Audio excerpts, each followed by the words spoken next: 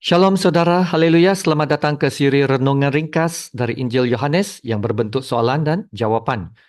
Kiranya kasih karunia dan damai sejahtera melimpahi Anda oleh pengenalan akan Allah dan akan Yesus Tuhan kita.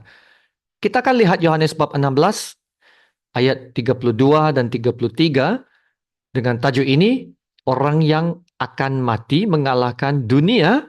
Mari kita baca dari ayat 32.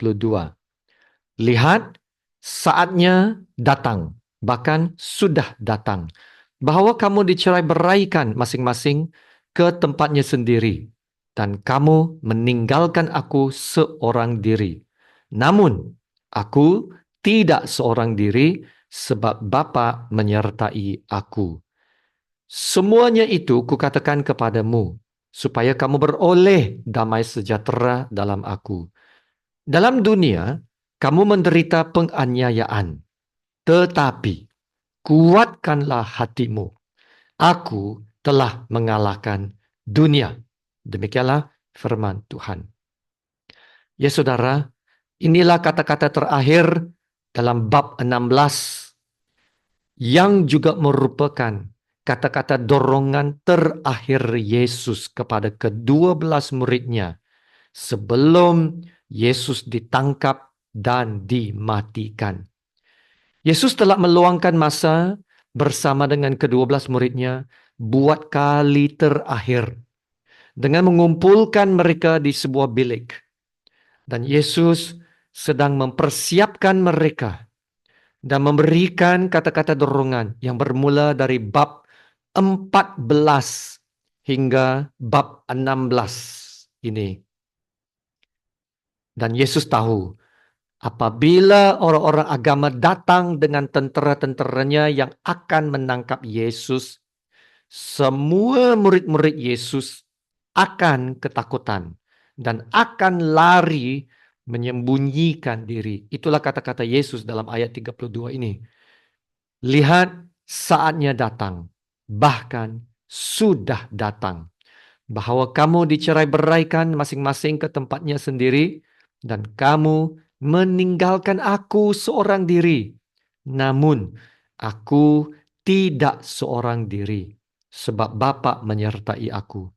Ya saudara, iman mereka akan goyah dan digoncangkan. Mereka benar-benar akan ketakutan dan meninggalkan guru mereka. Dan mereka akan sembunyikan diri selepas kejadian penangkapan Yesus nanti. Ya, Yesus tahu. Yesus sudah memberitahu mereka awal-awal. Yesus tahu kelemahan murid-muridnya. Namun, Yesus tetap mengasihi ke-12 muridnya. Kalau kita masih ingat kata-kata Yesus dalam bab 13 ayat yang 1, berkata, sementara itu sebelum hari raya Paskah mulai, Yesus telah tahu bahwa saatnya sudah tiba untuk beralih dari dunia ini kepada Bapa. Sama seperti ia senantiasa mengasihi murid-muridnya, demikianlah sekarang. Ia mengasihi mereka sampai kepada kesudahannya. Yesus mengasihi murid-muridnya sampai kepada kesudahannya. Nah, sekarang mereka lemah, tapi Yesus tahu selepas kebangkitannya dari mati, murid-murid Yesus akan berubah. Mereka akan bangkit semula dalam semangat mereka. Mereka akan sadar, mereka akan faham apa yang telah berlaku kepada guru mereka. Dan mereka akan bertambah berani untuk menjadi saksi Yesus. Ya saudara, itulah rasul-rasul pertama kita yang membangunkan gereja-gereja yang awal. Ya, mereka ada kelemahan. Mereka pernah mengalami kegagalan. Tetapi kematian dan kebangkitan Yesus telah mengubah hidup mereka. Haleluya. Haleluya. Mari kita lihat soalan edisi ini. Apakah kebenaran-kebenaran penting yang Anda dapat belajar dari ayat 33 yang Anda dapat terapkan dalam hidup Anda? Yesus berkata dalam Yohanes 16:33 ayat ini, Semuanya itu kukatakan kepadamu, supaya kamu beroleh damai sejahtera dalam aku. Dalam dunia, kamu menderita penganiayaan, tetapi kuatkanlah hatimu. Aku telah mengalahkan dunia. Ya saudara, inilah kata-kata dorongan yang terakhir dari Yesus untuk para muridnya sebelum Yesus ditangkap, yang akan membawa kepada kematiannya. Saudara, saya ada satu soalan di sini. Siapa yang perlukan dorongan? Orang yang tahu dia akan mati tidak lama lagi dalam kesakitan dan penderitaan, ataupun orang yang masih hidup? Nah, sudah pastinya orang yang akan mati itu, yang akan mati dalam kesakitan, dalam penderitaan, dialah yang harus diberi dorongan dan kekuatan supaya dapat terus tabah hati dan dapat bertahan. Apalagi yang Yesus yang akan melalui banyak penyiksaan, disebat, dipukul, dihina, dicaci, ditelanjangkan.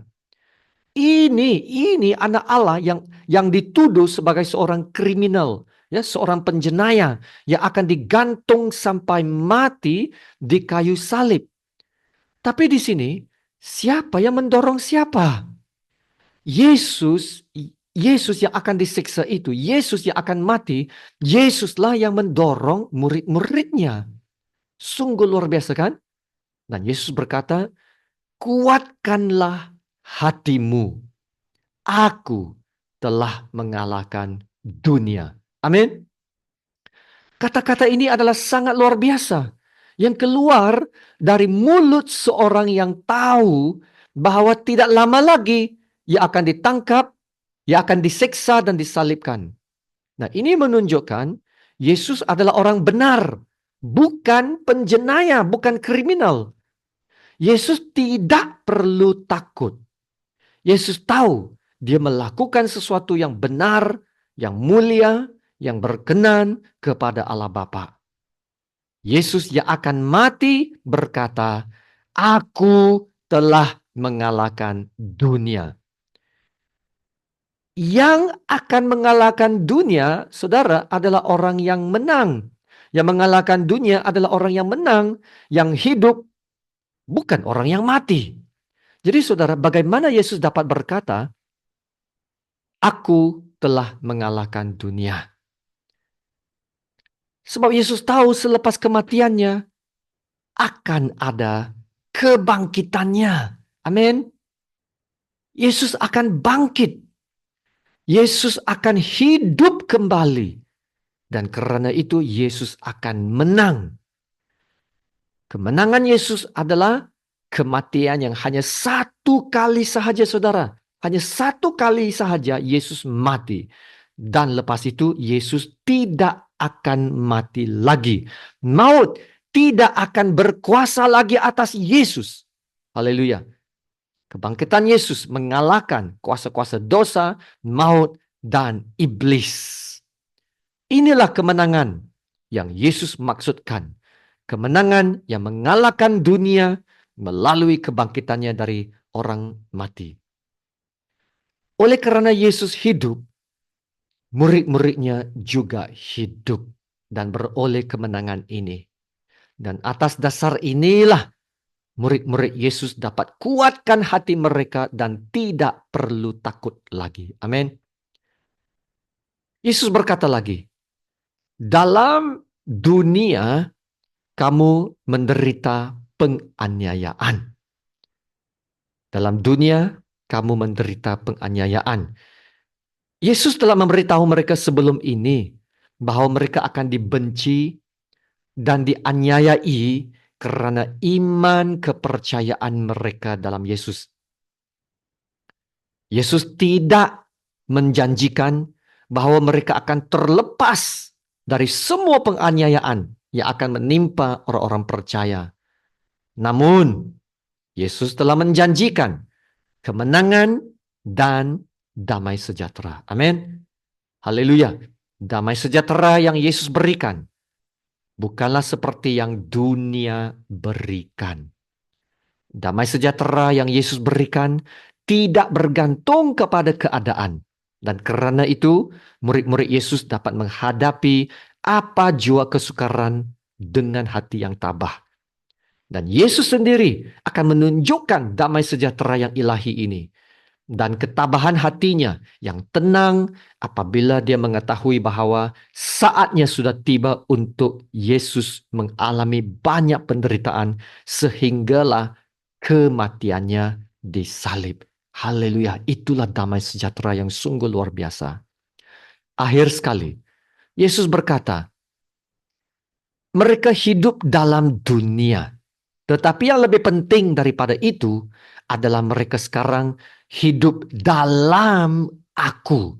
Amin. Hidup dalam aku. Inilah kunci yang menjadi dasar kemenangan dan dasar kekuatan dan dasar damai sejahtera bagi murid-muridnya. Mereka hidup dalam Yesus. Ya, hidup dalam Yesus. Dan itulah yang akan memberikan harapan dan kekuatan mereka. Mereka akan dapat menghadapi segala keadaan, bukan dengan kekuatan sendiri, melainkan dengan kekuatan yang datang dari Tuhan Yesus yang hidup di dalam mereka. Amin. Ya saudara, semoga kata-kata terakhir dalam ayat ini, ayat 33, akan dapat memberi dorongan kepada kita juga hari ini. Supaya kita akan dapat terus bertahan. Ya, bertahan sampai akhir.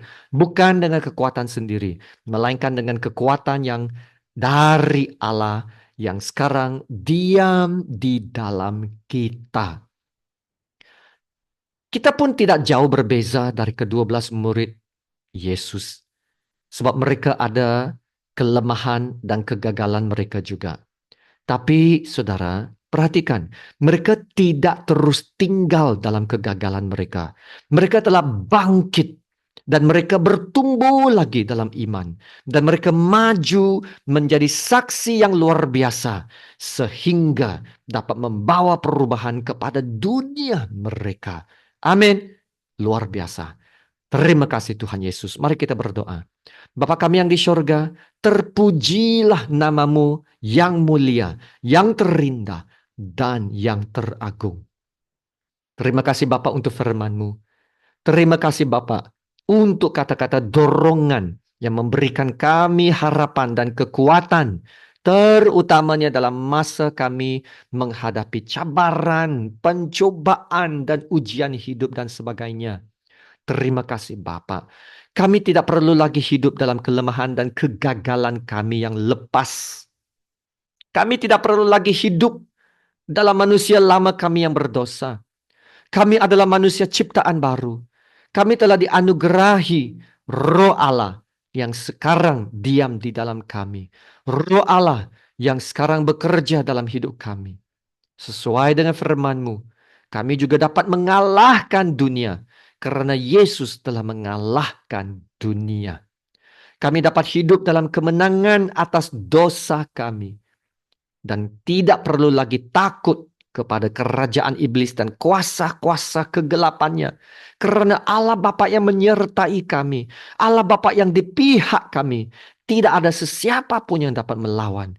Haleluya. Terima kasih Tuhan Yesus. Engkau yang telah membawa kami ke pihak kemenangan. Hamba-Mu berdoa agar firman-Mu pada hari ini akan dapat memberi dorongan dan semangat kepada semua pendengar. Dan mereka akan dapat terus menunjukkan mata dan iman mereka kepada Tuhan Yesus. Mereka akan diurapi kerinduan untuk mau terus membaca dan belajar firman-Mu. Agar kami semua akan dibangun atas dasar yang kokoh. Haleluya. Terima kasih Bapa. Dalam nama Tuhan Yesus yang termulia, kami berdoa dan ucap syukur. Amin. Sama-sama kita menerima berkat Tuhan. Tuhan memberkati engkau dan melindungi engkau. Tuhan menyinari engkau dengan wajahnya dan memberi engkau kasih karunia. Tuhan menghadapkan wajahnya kepadamu dan memberi engkau damai sejahtera. Amin.